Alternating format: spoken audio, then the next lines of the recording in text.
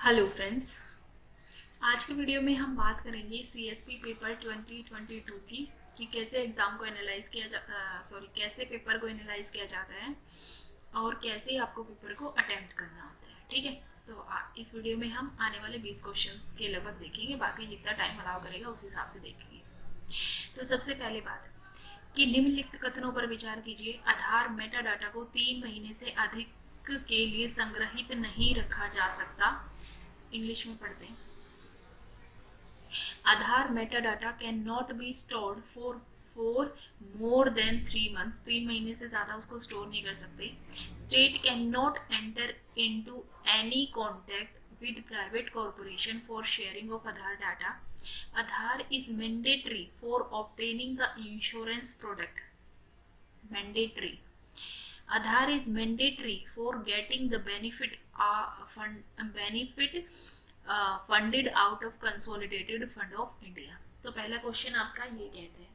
अब इस तरीके के क्वेश्चन में सबसे पहले देखो किस तरीके के ऑप्शंस उन्होंने बनाए हैं। एक ऑप्शन आता है आपका 1 2 3, 1 and 4, 2 and 4, 3। इससे एक चीज समझ में आती है कि आपकी एक स्टेटमेंट तो ऐसी है ही है जो कि आपकी गलत है, ठीक नहीं है। ठीक है, तो आप वो देखना है कि आपकी गलत स्टेटमेंट कौन सी है और आपकी सही स्टेटमेंट कौन सी है।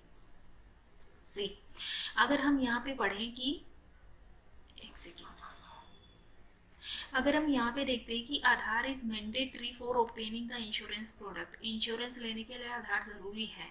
आज के टाइम पे तो ऐसी कोई सिचुएशन नहीं है कि इंश्योरेंस लेने के लिए आधार जरूरी है, एटलीस्ट तब तक तो था नहीं। ठीक है, तो इसका मतलब क्या है, यहाँ पे क्या है, मैंडेटरी है, जरूरी है, ऑब्लिगेशन है। अगर मान लो किसी के पास नहीं बना है तब तक तो क्या करेगा, छोटे बच्चे का भी तो इंश्योरेंस लेते हैं ना, तो उसके लिए क्या करते हैं। ठीक है, तो आधार मैंडेटरी नहीं है, तो ये वाली स्टेटमेंट गलत होता है। ये आपका गलत हो गया, ये आपका गलत हो गया, बचाइए। अब इसमें आपको फोर्थ पढ़ने की जरूरत नहीं है। क्यों? क्योंकि फोर्थ तो ऑलरेडी आपको पता है कि दोनों में आ गया, यानी कि फोर्थ स्टेटमेंट आपकी ठीक है। अब बात आती है 1 पे और 2 पे। पहला कहता है Aadhaar meta data can not be stored for more than 3 months. 3 महीने से ज्यादा के लिए स्टोर नहीं कर सकते। और सेकंड कहता है the state cannot enter into any contact with the private corporation for sharing of Aadhaar data. क्या प्राइवेट कॉरपोरेशन के साथ नहीं कर सकते, बट ऐसा नहीं है, आप कर सकते हो ना। अगर मान लो किसी काम के लिए आपको ज़रूरत होती है तो आप उनके साथ शेयर कर सकते हो। इसका मतलब क्या है कि पहली स्टेटमेंट आपकी गलत है, क्योंकि ये आपके क्या है, एक फैक्ट बता रही है कि आप इतने महीने से ज़्यादा के लिए उसको स्टोर करके ही नहीं रख सकते। तो इसका मतलब आपका कौन सा आंसर सही हो जाएगा, ऑप्शन नंबर बी, 2 and 4। ठीक है, अब सेकंड क्वेश्चन की अगर बात करें, Rajya Sabha has equal power with Lok Sabha. Rajya Sabha को लोकसभा से इक्वल पावर है, तो मुझे लगता है कि इसमें तो आपको कोई तुक्का वक्का लगाने की जरूरत नहीं होती, क्योंकि ये तो सिंपल टॉपिक है। सबको पता है कि कॉन्स्टिट्यूशन को जब अमेंड करते तो इनकी पावर इक्वल होती है। The matter of creating all India services में तो राज्यसभा की पावर ज़्यादा होती है, क्योंकि जब तक राज्यसभा वो आपको उस बारे में नहीं बोलती, कोई बिल नहीं पास करके भेजती, तो लोकसभा के पास तो तब तक तो नहीं हो सकता। फिर रिमूवल ऑफ द गवर्नमेंट में लोकसभा की पावर ज़्यादा है। क्यों? क्योंकि आपके जो काउंसिल ऑफ मिनिस्टर्स होते हैं रिस्पॉन्सिबल टू द लोकसभा ही होती है। ठीक है, कट मोशंस जो होते हैं वो भी आपके लोकसभा में ही आते हैं। तो यहाँ पे पूछा है इक्वल पावर किसकी है, तो कॉन्स्टिट्यूशन को जब अमेंड करते हैं तो दोनों की पावर इक्वल होती है। ठीक है, तो क्योंकि कॉन्स्टिट्यूशन अमेंडमेंट जो बिल होता है उसको आप किसी भी सदन में लेके आ सकते हो और ज्वाइंट सिटिंग भी उनके लिए नहीं होती है, तो इसलिए दोनों की पावर सेम होती है इसमें। ठीक है, अब यहाँ से देख लो, इसका मतलब ये है कि यहाँ पे जब एनालाइज कर रहे हो आप, तो इसका मतलब यहाँ पे सिर्फ आपके पास एक टॉपिक नहीं हुआ, इसके पास ये भी हो गया कि ऑल इंडिया सर्विसेज को क्रिएट करने के लिए तो क्या प्रोसीजर है आपके पास, या फिर अमेंडमेंट ऑफ द कॉन्स्टिट्यूशन खुद में एक टॉपिक है। रिमूवल ऑफ द गवर्नमेंट होता है तो लोकसभा के प्रति उत्तरदायी होता है, जिसके लिए यूपीएससी बार बार आपसे क्वेश्चन पूछ रहा है। Constitutional government, parliamentary government, cut motion, कौन से मोशंस होते हैं, ये आपके पास एक अलग से टॉपिक हो गया। राज्यसभा और लोकसभा तो है ही है। ठीक है, तो ये सारी चीज़ें आपको ध्यान में रखनी है। अब अगर मान लो जैसे अगला क्वेश्चन है, with reference to the fund under member of parliament local area development scheme, यानी एमपी लेड स्कीम की बात कर रहे हैं। तो एमपी लेड स्कीम ने हमने सबने पढ़ी हुई है कि कौन सी स्कीम होती है, इसमें क्या होता है क्या नहीं होता। ठीक है, बट सपोज करो कि आपको नहीं पता इसमें, तो आप ये देखो कि इसमें किस तरीके के ऑप्शंस फ्रेम कर रखे हैं, 3 3 2 2, यानी 50-50% और वो पॉसिबिलिटीज़ वाले ऑप्शन हैं इसमें आपके पास। अब देखो इसको कैसे करते हैं। तो सबसे पहले तो आप ये देख लो कि मान लो आपकी स्टेटमेंट नंबर 1 है, ऑप्शन में जाओगे, या स्टेटमेंट नंबर 2 है, तो अगर वो गलत हो जाते हैं, दोनों में से एक भी गलत होता है, तो आपके आंसर अपने आप निकल के आता है। तो हम ये स्टेटमेंट देखते हैं क्योंकि ये कॉमन ज़्यादा है। MP-led fund must be used to create durable assets like physical infrastructure for health और education। तो local development की बात कर रहे हैं और ये कह रहा है कि आपको वहाँ infrastructure develop करना है, तो ये तो भाई मतलब पॉसिबल स्टेटमेंट है, पॉजिटिव स्टेटमेंट है, ठीक है, जनरल स्टेटमेंट है। तो ये स्टेटमेंट तो आपके क्या होते हैं, ठीक होते हैं, आपका ये ऑप्शन तो कट जाता है। उसके बाद आता है आपका second, specific portion of each MPs fund must benefit SC and ST population. तो भाई ये तो गवर्नमेंट कोई भी स्कीम आए तो ये गवर्नमेंट की स्कीम में होता है, तो यहाँ ये नहीं देखना कि यहाँ पे मस्ट आया है तो गलत होगा, नहीं। तो आपको पता भी होना चाहिए किस कंटेक्स्ट की बात कर रहा है। अगर SC ST की बात कर रहा है दैट मीन्स वो ठीक है, तो ये भी स्टेटमेंट सही है। क्यों? क्योंकि भाई आप अगर डेवलपमेंट कर रहे हो तो आप फिर स्पेसिफिक जो कम्युनिटीज़ होती है उन पे आपका फोकस होता ही है, तो ये स्टेटमेंट भी ठीक है। इसका मतलब ये हुआ कि अब तो नहीं पता चला, अब 3 और 4 में से देखना पड़ेगा। MP-led fund are sanction on yearly basis पे सैंक्शन होते हैं and the unused fund can not be carry forward to the next year carry forward नहीं कर सकते। एंड नेक्स्ट स्टेटमेंट कह रहा है the district authority must inspect at least 10% of the all the work under implementation. आप देखो, अगर मान लो कि आपसे ये कह रहे हैं कि अगर आपको कोई स्कीम है, स्कीम के अंदर आपको पैसा प्रोवाइड किया, आप सपोज करो कि आप सारा पैसा एक साल में नहीं लेके जा रहे, लेकिन आप वो कह रहे हैं कि आप उसको आगे कैरी फॉरवर्ड नहीं कर सकते, तो भाई उसको यूटिलाइज कैसे करेंगे, ठीक है। तो ये तो गड़बड़ से लग रही है कि भाई अगर मान लो सैंक्शन कर रहा है हर साल पे, लेकिन आप उसको अगर यूज नहीं कर पाए तो फिर वो कैरी फॉरवर्ड नहीं हुआ, तो फिर वो डेवलपमेंट के लिए कैसे होगा। डेवलपमेंट प्रोजेक्ट 1 साल से ज़्यादा लंबे समय तक भी चल सकते हैं, या ऐसा हो सकता है कि उस टाइम पे वो चीज़ें ना शुरू हो। ये कह रहा है कि डिस्ट्रिक्ट अथॉरिटी को इंस्पेक्ट करना चाहिए, तो ऑब्वियस सी बात है भाई, अगर कोई काम कर रहे हो, अगर आप उसमें कोई भी स्कीम आप लेके आ रहे हो, तो फिर आपको ये चीज़ तो देखनी चाहिए ना कि वो सही चल रही है नहीं चल रही। इसका मतलब 4 ज़्यादा सही है 3 के बजाय। इसका मतलब अगर जाना है तो हम कहाँ जाएंगे, 1, 2 एंड 4 पे, ये ऑप्शन होगा, ठीक है। तो अब आपको MP-led स्कीम जो है वो पढ़ लेनी है, क्योंकि स्कीम का नहीं पता यूपीएससी कहीं से भी पूछ लेते हैं। Which one of the following categories of fundamental right incorporate protection against untouchability. अब देखो ये तो बहुत सिंपल सा सीधा सा क्वेश्चन है, अनटचेबिलिटी को प्रोटेक्ट करने के लिए। तो यहाँ पे क्या देखोगे, आपको कौन सा आर्टिकल आ जाता है, आर्टिकल नंबर 17 आपका आ जाता है, और ये कहाँ आता है, राइट टू इक्वेलिटी में, जिसमें 14 to 18 आर्टिकल तक आते हैं, ठीक है। यही चीज़ है। अब आपकी एक्सप्लॉयटेशन वाला आ जाता है, आपका 23, 24 वाला आर्टिकल आ जाता है। फ्रीडम जाओगे तो आपके आर्टिकल 19 आ जाते हैं। कॉन्स्टिट्यूशनल रेमेडी जाओगे तो आर्टिकल 32 आ जाते हैं, और यही आते हैं आपके 14 to 18, तो यही आपको पता चलता है, ठीक है। नेक्स्ट है, in India separation of judiciary from the executive is enjoyed by. तो ये सबको पता है कहाँ आता है आपका DPSP। तो ये ऐसे टॉपिक है, मान लो ये दोनों क्वेश्चंस को लगाओ, ये तीसरे क्वेश्चन को लगाओ, ये ऐसे क्वेश्चंस है जिसको आप ये नहीं कह सकते वहाँ एग्जाम में जाके बैठ के कि मेरे को ये नहीं आता क्योंकि मैंने नहीं पढ़ा था, तो फिर आपकी गलती है, ठीक है। तो ये आपको पता होना चाहिए। Separation of judiciary DPSP, article number आपका आता है कौन सा, आर्टिकल नंबर आपका आता है 50, ओके। अगर हम नेक्स्ट की बात करें, अब देखो, अलॉन्ग विद द बजट के साथ ही the finance minister also passes, और दूसरे डॉक्यूमेंट भी लेके आते हैं। अगर मैं हिंदी में पढ़ूँ तो वित्त मंत्री संसद में बजट प्रस्तुत करते हुए उसके साथ अन्य प्रलेख भी प्रस्तुत करता है, जिसको कि the macro economic framework statement भी इसको बोलते हैं। तो इसमें कौन कौन से शामिल होते हैं, ठीक है। अब ये देखो, ये क्या है, चिरकालिक संसदीय परंपरा के कारण, किसके कारण इसको शामिल करते हैं, तो चिरकालिक।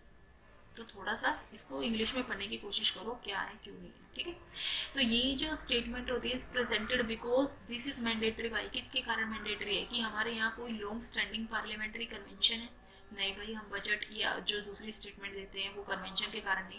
हाँ, बजट किस तारीख को पेश किया जाता है, ऐसे ही पहले कन्वेंशन थी, जो मतलब ओबीसी बात है, जो इनके आने के बाद बदल गई है, मोदी गवर्नमेंट के आने के बाद बदल गई है, पर ये कोई कन्वेंशन नहीं है कि भाई ये कन्वेंशन के कारण ये नहीं चलते। ये तो दे रखा आपका, कहाँ दे रखा है, तो आपको पता होना चाहिए, आपका फिस्कल रिस्पॉन्सिबिलिटी और बजट मैनेजमेंट एक्ट 2003 में है, ठीक है। अब आपको ये आर्टिकल भी पता होना चाहिए। देखो, इन्होंने आर्टिकल स्पेसिफाई कर दिया आपको, आर्टिकल 112, आर्टिकल 110।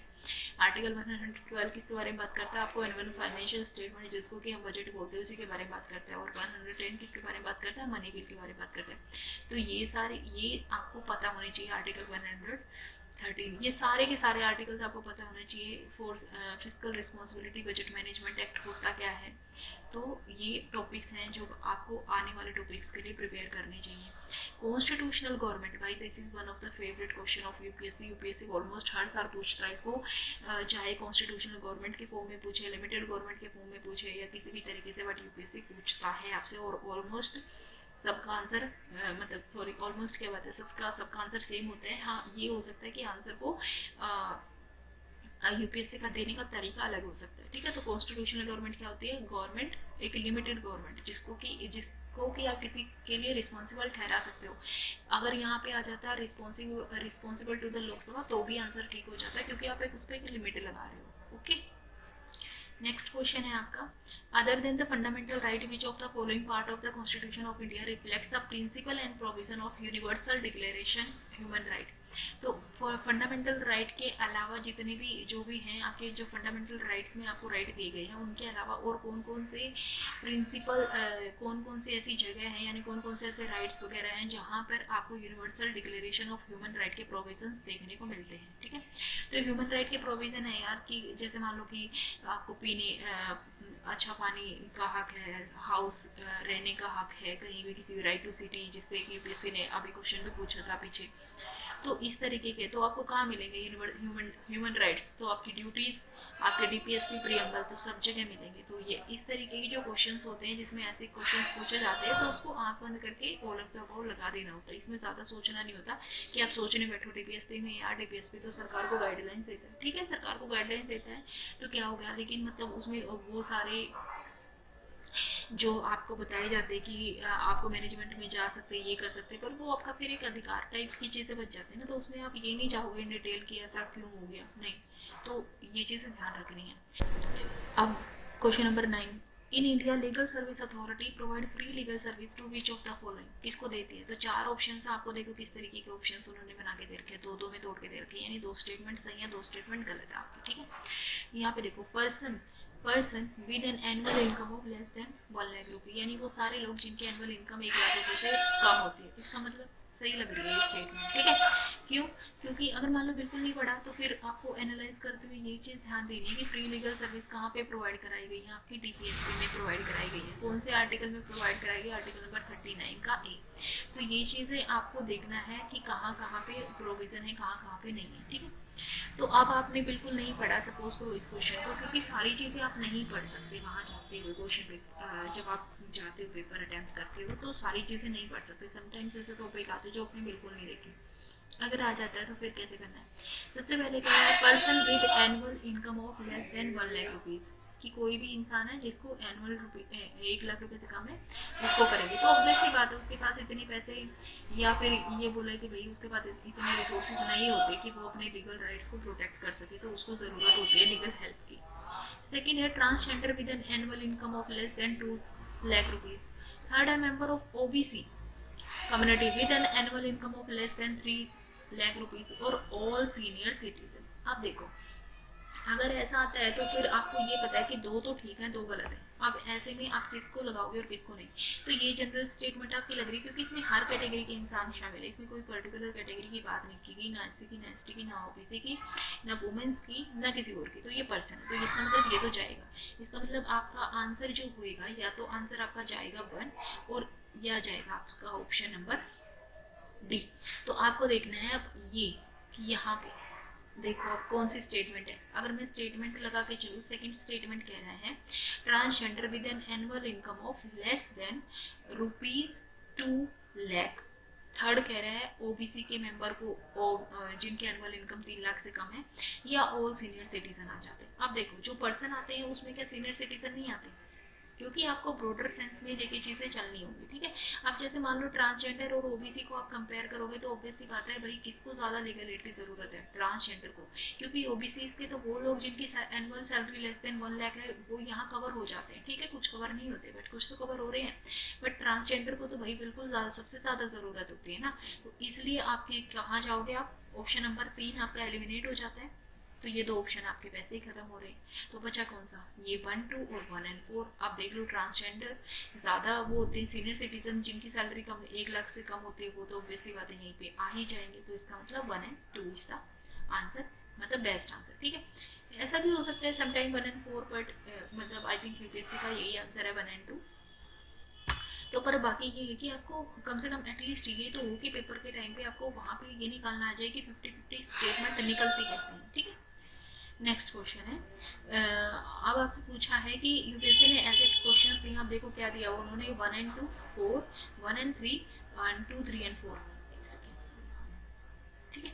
2, 3 एंड 4, तो इस तरीके के ऑप्शन दिए। इसका मतलब ये है कि सारी तो सही नहीं होती है। तो ये चीज़ें याद करके चलना है कि जब भी यूपीएससी आपको ऐसे मैच करने की क्वेश्चंस देता है या फिर कौन सा मैच है ऐसे क्वेश्चंस पूछता है, तो उसमें भले ही चारों ऑप्शन दे भी दे, बट वो चारों ऑप्शन सही नहीं होते हैं किसी भी तरीके से, ठीक है। और मोस्टली इसमें सही होते हैं जिसमें 2 ऑप्शन होते हैं, क्योंकि यूपीएससी देखो ये ऑप्शन भी नहीं हो सकता, इसकी पॉसिबिलिटी भी सबसे कम होती है, क्योंकि यूपीएससी ऐसा भी नहीं करेगा ना कि 3 स्टेटमेंट गलत लिख देगा और 1 स्टेटमेंट सही लिख देगा। इन दोनों की पॉसिबिलिटीज यहाँ सबसे ज़्यादा है।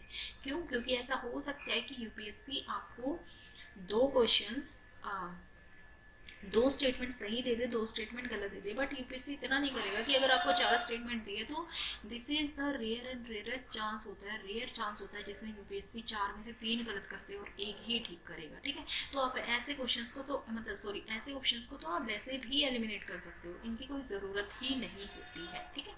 तो ये एलिमिनेट हो गया। और अब ये है कि आपके पास ये हो सकता है, ये हो सकता है, फिर प्रोबेबिलिटी वाला खेला जाता है, तो इनकी प्रोबेबिलिटी ज़्यादा है।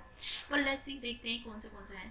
तो सबसे देखो, कुछ भी देखो यहाँ पे देखो, तो जो आपका पता है तालानुमा डायलॉग, ये आपका ग्लोबल क्लाइमेट चेंज को लेके आया था, ठीक है। ये सबको पता है, पता होना चाहिए। अगर आप यूपीएससी की तैयारी कर रहे हो तो ये वाली चीज़ आपको पता होना चाहिए। इसका मतलब 3 तो ठीक है, तो ये भी जाएगा, ये तो है ही है, ये तो अपने आप चला गया। अब बचते हैं ये 2 आंसर। और जब हमने देख लिया कि ऑप्शन आंसर किस में होगा, 1 और क्या नाम है इसका, आपका 1 and 3 में से, ठीक है। और वैसे भी देखो जो आपका होता है ना, आपकी ये क्या बोल रहा है, आपकी हेग कन्वेंशन,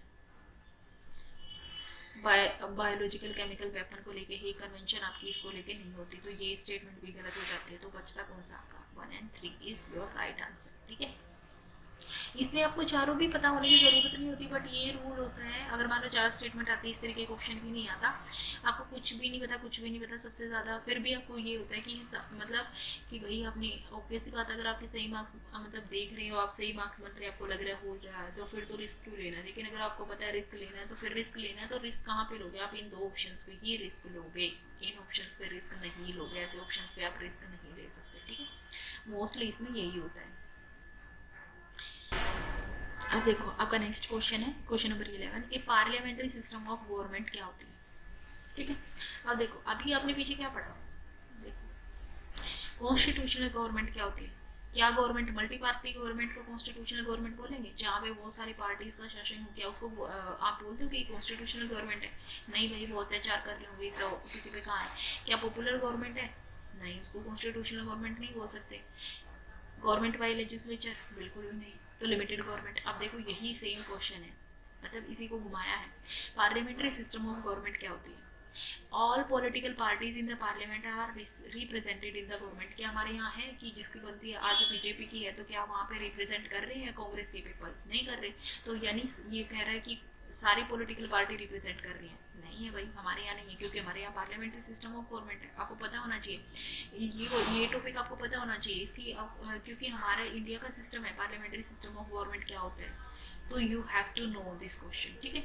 सेकेंड है, government is responsible to the parliament and can be removed by it. ठीक है, समझ में आता है, ओके, ये स्टेटमेंट है। पर फिर भी आपको अगली दोनों स्टेटमेंट देखनी है। The government is elected by the people and can be remove by them. हमारे यहाँ सरकार चुन तो लेते, क्या सरकार हटा सकते हैं लोग? नहीं हटा सकते। वो किससे हटेगी? वो पार्लियामेंट से ही हटेगी। डी है आपका, the government is chosen by the parliament but can not B removed by it before completion of the fix term. ऐसा नहीं कि 5 साल पूरे के पूरे करेंगे, नहीं भाई, 5 साल से पहले भी हटा सकते हैं। नो कॉन्फिडेंस मोशन लेके आओ, हटा दो। तो कौन सा आपका आंसर बेस्ट है? बी, ठीक है। नेक्स्ट वन इज, अब देखो ये है आपका one common agreement between Gandhism and Marxism के बीच में एक कॉमन एग्रीमेंट क्या था? तो दोनों के बीच में कॉमन एग्रीमेंट क्या था? तो final goal of stateless society. दोनों ही मानते थे कि स्टेट की कोई ज़रूरत नहीं है, तो ये याद होना चाहिए। उस टाइम पे बहुत सारे बच्चों ने क्लास स्ट्रगल भी लगाया था, बट आई थिंक ये नहीं था, ठीक है। In the context of India, which one of the following is characterized appropriate for bureaucracy? ये गवर्नेंस का कॉन्सेप्ट है। ब्यूरोक्रेसी क्या होती है? एक agency for widening the scope of parliamentary democracy, एक agency for strengthening the structure of federalism, an agency for facilitating political stability and economic growth. को कैसे करेगी भाई? An agency to implement the public policy. Because bureaucracy का काम क्या है? आपका काम क्या होगा जब आप डीएम बन जाओगे? सरकार जो पॉलिसीज बना के देगी उनको इम्प्लीमेंट करना। तो फिर सी बात है, सिंपल क्वेश्चन है, ठीक है। Which part of the Constitution of India declare idea of welfare state? कहाँ पे दिया गया, आइडिया ऑफ वेलफेयर स्टेट, तो आपका डीपीएसपी में ही दिया गया है, क्योंकि आपके फंडामेंटल राइट्स में आपके राइट्स प्लस रीजनेबल रिस्ट्रिक्शंस है। आपकी प्रीएम्बल तो ऑब्वियसली बात है, एक इंडेक्स के रूप में काम करती है, और 7 स्केड्यूल्स जिसमें कि आपके वो दिए गए हैं कि कौन सी पे यूनियन बनाएगा, लिस्ट जिसमें आपकी दी गई है, ठीक है। उसके बाद जब आपका क्वेश्चन नंबर 13 आता है तो देखो ये क्या कहता है, the constitution of India define basic structure. अब याद रखो इस चीज़ को, अगर पॉलिटी में वो बोल रहा है कि कॉन्स्टिट्यूशन डिफाइन करता है, तो कुछ ही टर्म ऐसी हैं, शायद 1-2 ही टर्म ऐसी है जिसको कॉन्स्टिट्यूशन डिफाइन करता है, अदरवाइज ऐसी स्टेटमेंट आ जाती है कि कॉन्स्टिट्यूशन डिफाइन करता है basic structure. Basic structure constitution कैसे डिफाइन करेगा, तो केशवानंद भारती केस से आया, सबको पता है, तो ये गलत है।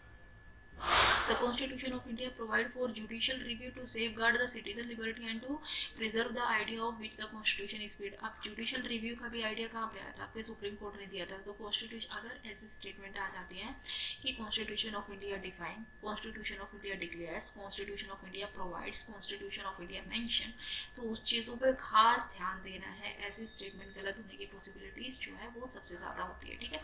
तो इसका मतलब दोनों ही स्टेटमेंट आपकी गलत है, नीदर 1 नीदर 2 वाली चीज़ आ जाती है वो आपकी आ जाती है, ठीक है। उसके बाद अगर हम बात करें कि प्रीएम्बल क्या, प्रीएम्बल ऑफ द कॉन्स्टिट्यूशन जो है आपका वो क्या दिया हुआ है, ठीक है।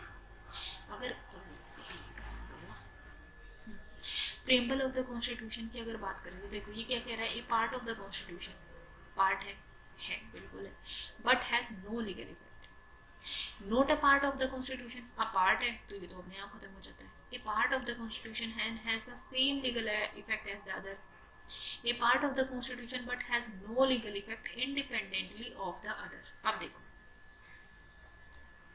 अगर कॉन्स्टिट्यूशन का वो पार्ट है तो उसका कोई लीगल इफेक्ट नहीं होगा, ये स्टेटमेंट तो गलत हो जाती है, तो ये तो अपने आप हो गई। अब ये दोनों ऑप्शन आपके सेम है, part of the constitution has the same legal effect as any other, no legal effect independently of other parts। तो यही केशवानंदा भारती केस में बोला गया था प्रीएम्बल के बारे में कि preamble is a part of the constitution so that you can amend it, but it has no legal effect independently of other part, ठीक है। आप किसी दूसरे पार्ट को अगर आपका उसका मतलब समझ में नहीं आ रहा, तब आप प्रीएम्बल को यूज करोगे एज अ लाइट हाउस, आप इसको यूज कर सकते हो ये देखने के लिए कि प्रीएम्बल में हमारे क्या क्या ऑब्जेक्टिव्स दिए गए थे कि इसको अचीव करने के लिए आप कोई काम कर रहे हैं, बट प्रीएम्बल का खुद से कोई लीगल इफेक्ट नहीं होता। तो आपका आंसर क्या आ जाएगा, आंसर नंबर बी।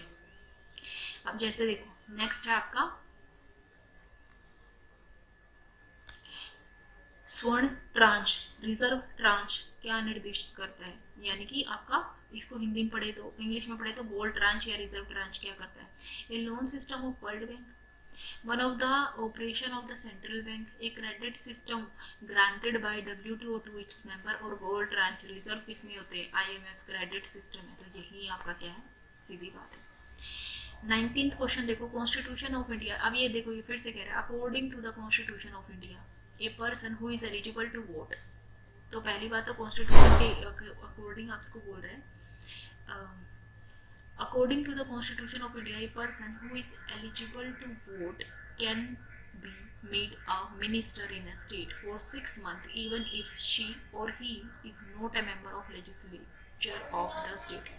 अब यहाँ पे देखो क्या लोचा है, हम सोचेंगे कि यार जो एलिजिबल है वोट करने के लिए वो तो आपका माइनर नहीं रहा, मेजर हो गया, तो इसका मतलब तो वो तो कर सकते हैं। बट भाई अगर आप लोकसभा राज्यसभा जाओगे तो आपकी एज कितनी है वो भी तो मैटर करती है कि यहाँ पे, क्योंकि 18 साल की उम्र में आप लोकसभा राज्यसभा नहीं जा सकते ना। तो ये स्टेटमेंट आपकी क्या है, गलत है। According to the representation of people act 1951 a person convicted of a criminal offence and sentence to imprison for 5 years, अगर उसे 5 साल की सजा मिल गई है तो वो परमानेंटली डिस्क्वालीफाई हो जाता है from contesting election even after his release of prison. नहीं, ऐसा नहीं है, वो परमानेंटली डिस्क्वालीफाई नहीं हो जाता है। तो ये एक्सट्रीम वर्ड है, ये आपका वर्ड क्या है, ऐसे आगे एक्सट्रीम, और एक सिंगल एक्सट्रीम नहीं है, 2 सिंगल एक्सट्रीम है, even after his release from the prison. इसका मतलब कैसे होगा, दोनों स्टेटमेंट आपकी क्या होगी, गलत होगी, ठीक है। अगर मान लो आप फिर देखो जैसे 18th क्वेश्चन है, with reference to the provision containing part 4 of the constitution of India which of the following statement is correct. Part 4 किसके बारे में कह रहा है, अब यहाँ पे इसने बताया नहीं है, लेकिन पार्ट 4 पूछ रहा है तो आपको सारे पार्ट्स पता होने चाहिए, किसकी बात कर रहा है ये आपकी। तो यहाँ पे ध्यान दो, ये DPSP की बात कर रहा है। अब ये कह रहा है they shall B अनफोर्सेबल by court, इसके कैरेक्टरिस्टिक्स आपको पता होना चाहिए, क्योंकि आपका आर्टिकल नंबर जो 38 है वो खुद ही कह देता है कि they are not enforceable by court. तो इसका मतलब ये स्टेटमेंट क्या आपकी गलत है, एक गलत बचा क्या ये, they can not be enforceable by court, ये ठीक है। अब यहाँ से एक चीज़ समझ में आती है, वो चीज़ क्या है, देखो यहाँ पे अगर मैं चाहूँ तो ये देखो यहाँ पे ये बोल रहा है they shall be enforceable, they shall not be enforceable, both are the contradictory statement, ठीक है। Both are not the complementary statement, they are the contradictory statement. So you have to know about that कि जो contradictory statement है they can't be together. तो यहाँ पे देखो enforceable है या नहीं है, तो इसका मतलब तो एक सही एक गलत होता है, तो एनफोर्सेबल तो है नहीं, तो एक वाली स्टेटमेंट तो अपने आप गलत हो जाती है। अब दो को देखने की जरूरत नहीं है क्योंकि दो दोनों में कॉमन है, तो दो दोनों में सही है। तीसरा देखो the principle laid down in this part are to influence the making of law by the state, इसलिए तो बनाया गया था डीपीएसपी, तो इसका मतलब ये स्टेटमेंट ठीक है। द प्रेसिडेंट ऑफ इंडिया, अब अगला क्वेश्चन आ जाता है 20th, लास्ट क्वेश्चन है ये। The president of India can summon a session of parliament at such place whether he और शी थिंक्स फिट, मतलब जहाँ पे उसको लगता है वो बुला सकते हैं, तो बुला सकता है। ये हमारा कॉन्स्टिट्यूशन कहता है कि प्रेसिडेंट को वो जिस प्लेस पे चाहे उस प्लेस पे सेशन बुला सकता है, ठीक है। नेक्स्ट वन है द कॉन्स्टिट्यूशन ऑफ इंडिया, देखो अब फिर आ गया वही, constitution of India provide for 3 session of the parliament हमारे in a year, but it is not mandatory to conduct all the session, भाई ऐसा नहीं है। India constitution of India provides word आ रहा है, नहीं बताता वो आपको 3 सेशन, वो सिर्फ ये बताता है कि 2 सेशन के बीच में मैक्सिमम कितना डिफरेंस हो सकता है, ठीक है, वो सिर्फ ये बताता है, वो ये नहीं बताता 3 सेशन होंगे या हर को लेना मैंडेटरी नहीं लेना मैंडेटरी है। तो ये स्टेटमेंट आपकी गलत हो जाती है, तो 2 गलत होते हैं आपको, ये गया बचा क्या, ये बचा, तो 1 and 3 भी देख लो। There is no minimum number of days that the parliament is required to meeting, ठीक है, नहीं है कोई मिनिमम नंबर डेट दिया नहीं हुआ है हमारे कॉन्स्टिट्यूशन में, तो ये आपका आंसर 1 and 3, ये स्टेटमेंट आपकी क्या हो जाती है, करेक्ट, ठीक है। तो इसी तरीके से देखना है। अब आपको जब आप एनालाइज कर रहे हो तो भाई एनालाइज करते हुए चीज़ों को ये चीज़ ध्यान दो। जैसे यहाँ पे पार्ट 4 पूछा है यूपीएससी ने, आपको डीपीएसपी लिख के नहीं दिया, तो आपको पता होना चाहिए भाई कौन सा टॉपिक कौन से पार्ट से रिलेट करता है, कौन से पार्ट से रिलेट नहीं करता, उनके क्या क्या विशेषताएं होती है। अब यूपीएससी ऐसे क्वेश्चन पूछने लगा कि इनको कंपेयर करें, सपोज करो कि वो डीपीएसपी और फंडामेंटल राइट को कंपेयर करें, तो अब आपको एक स्टेप आगे चलना है कि आपको सिर्फ डीपीएसपी नहीं पता होना चाहिए, सिर्फ फंडामेंटल राइट्स नहीं पता होनी चाहिए, दोनों के बीच में डिफरेंस पता होना चाहिए, ठीक है, ये चीज़ें हैं। ओके, तो आज के लिए आई थिंक फिर टाइम ज़्यादा हो जाता है, वीडियो लंबी हो जाती है, तो फिर तो आज के लिए हमारी वीडियो में इतना ही। अगर आपको ये वीडियो पसंद आया तो हमारे चैनल को लाइक शेयर और सब्सक्राइब करें। मिलते हैं नेक्स्ट वीडियो में, till then thank you, bye bye.